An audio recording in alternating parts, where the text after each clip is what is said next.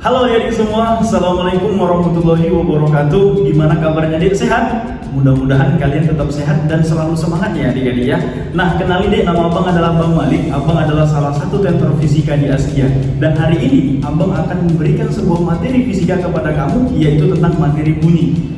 Nah, salah satu materi bunyi yang sangat dikeluhkan oleh siswa, yang sangat sulit katanya adalah materi efek Doppler adik-adik. Benar atau enggak ya kira-kira? Nah, sebenarnya adik-adik, efek Doppler itu adalah materi yang sangat mudah.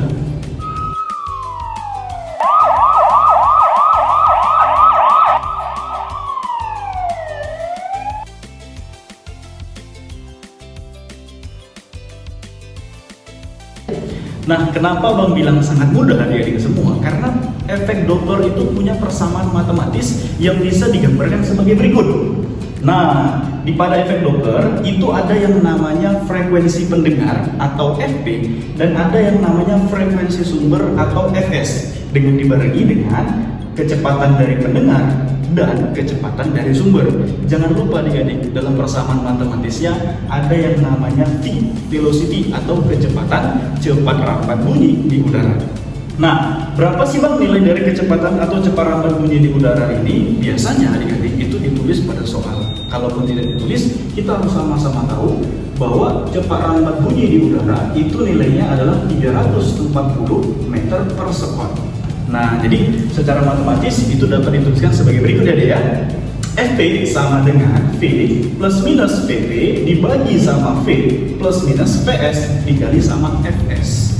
Nah, Bang gimana sih membedakan kapan dipakai nilai dari tanda positifnya ataupun tanda negatifnya pada VP ataupun VS? Di sini nih, Abang sudah membuat kata kuncinya. Yang Abang buat adalah sebagai berikut. P itu adalah pendengar, itu Abang asumsikan sebagai cowok, sementara S itu adalah sumber, itu Abang asumsikan sebagai cewek. Nah, untuk lebih jelasnya kita lihat contoh berikut ya. Nah, adik-adik semua, coba kalian lihat di sini. Ini ada pendengar dan ini ada sumber. Pendengar tadi kita buat dia sebagai cowok. Sementara yang sumber itu tadi kita buat sebagai istilahnya atau asumsikan sebagai cewek. Nah, ketika pendengar mendekati si sumber atau cowok mendekati cewek, boleh nggak nih? Boleh ya, wajar ya dia. Kalau cowok dekati cewek, maka nanti nilai dari si cowok ini akan bernilai positif. Kalau misalnya cewek nih dekati cowok, boleh nggak? Jangan, ya kan deh. Kenapa? Karena sewajarnya cewek itu dia nggak boleh ngejar-ngejar cowok. Maka karena dia nggak boleh, maka nanti di sini nilainya adalah negatif. Nah, maka dari itu persamaannya jadi gimana Bang? Persamaan yang bisa kita buat di sini adalah frekuensi pendengar itu adalah V plus atau negatif deh P-nya. Oh, plus Bang. Berarti nanti jadinya VP dibagi sama V yang S-nya positif atau negatif? Oh, negatif Bang. Berarti nanti negatif VS dikali sama frekuensi sumber. Jadi gitu deh cara menentukan kapan bernilai positif dan kapan bernilai negatif. Nah, contoh yang berikutnya, coba kita saksikan ilustrasi gambar yang Abang buat. Diketahui bahwa pendengarnya dia mengarah ke sebelah kiri atau menjauhi sumber, sementara sumbernya menjauhi dari pendengar. Dengan kata lain adik-adik semua, si cowok adik-adik ini menjauhi cewek. Normal nggak nih kira-kira cowok itu jauhi cewek? Enggak ya dia. Maka nanti nilainya ini dia bernilai negatif. Sementara si sumber atau si cewek deh, dia itu menjauhi cowok, malu-malu kucing jadi nggak mau dia dijauh-jauhinya si cowok tadi. Maka ceweknya tadi gimana nih? Bagus ya. Maka dia itu bernilai positif. Maka persamaannya kira-kira jadi gimana ya dia?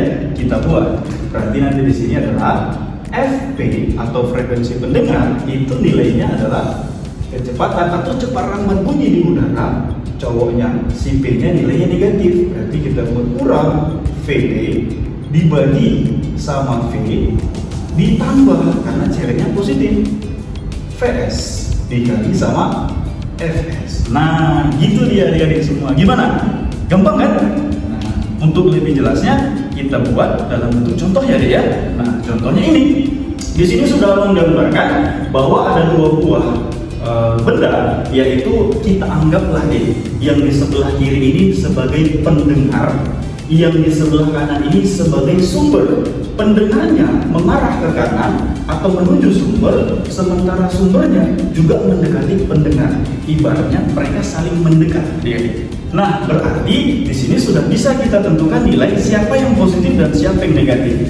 Cowok deketi cewek boleh, maka VP nilainya positif.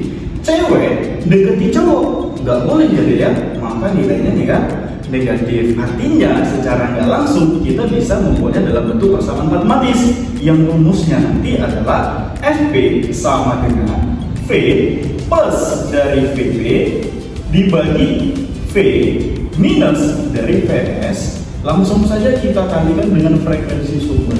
Berapa bang frekuensi sumbernya? Oh, 600 Hz. Berapa kecepatan dari pendengar? 20. Kecepatan dari sumber 40. Yuk kita masukkan nilainya. Berarti nanti di sini nilai dari FP, V-nya itu kita anggap 340 ditambah VP-nya nilainya 20 dibagi 340 nilai si V dikurang PS-nya 40 dikali frekuensi sumbernya 600. Nah, ini deh, gampang ya. Fisikanya sudah selesai, tinggal matematikanya nih. Kalau gitu bang, berapa 340 dikurang 40? Berapa deh? Iya, bener deh, 300. Maka ini nanti bisa kita coret deh, 600 bagi 300, nilainya berapa deh? Oh iya, bener, nilainya 2. Sementara nanti ini kita jumlah, nilainya adalah 360. Ketika kita kalikan 360 dengan 2, berapa deh? Iya, benar sekali. Maka jawabannya nanti adalah 720. Frekuensi satuannya adalah Hertz.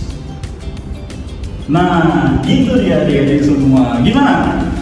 Gampang ya deh ya, soal dari efek Doppler ternyata nggak sesulit yang dibayangkan ya adik-adik semua. Maka dari itu adik-adik semua yang abang banggakan, mudah-mudahan apa yang abang sampaikan ini bisa kamu terima dan kamu mendapatkan manfaatnya. Itu saja deh yang bisa abang sampaikan.